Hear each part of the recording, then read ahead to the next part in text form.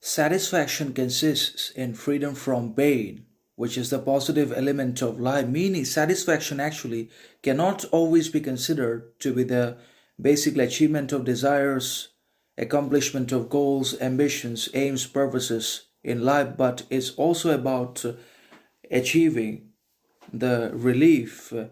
and alleviation of and from pain, torment, tragedy, suffering,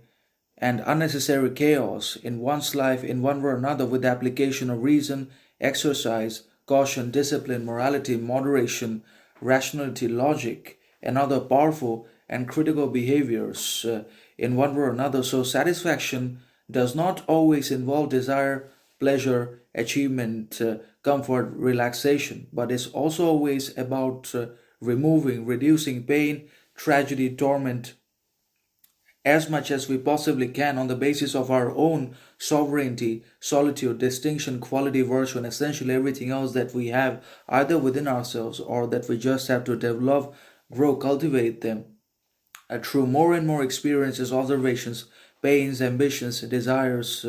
in our lives by basically undergoing more and more societal criticism, outside judgment, and external barriers, hypocrisies, and obstacles of all times that will ultimately lead to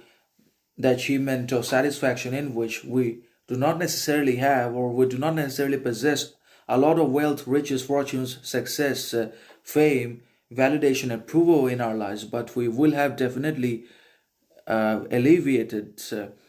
and basically relieved ourselves from all sorts of unnecessary, unreasonable pains, torments, relationships, toxicity in one way or another that was both internal and external at the same time, because almost all of our pains and sufferings in life arise out of our relations with the other people in the society and not from ourselves. It's always our relations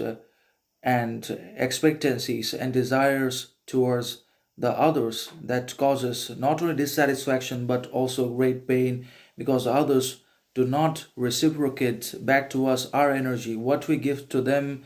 will not always be returned to us. Our energy is not going to return reciprocate because the other people may not be capable of reciprocity after all, of our kindness, understanding, character, honesty, clarity, transparency, kindness, virtue, and essentially everything else that we give and provide them with will not be returned in many cases because the modern people have changed. Their emotions are being deteriorated, faith is wading away, and they become concerned more and more with success, money, validation, education, degrees,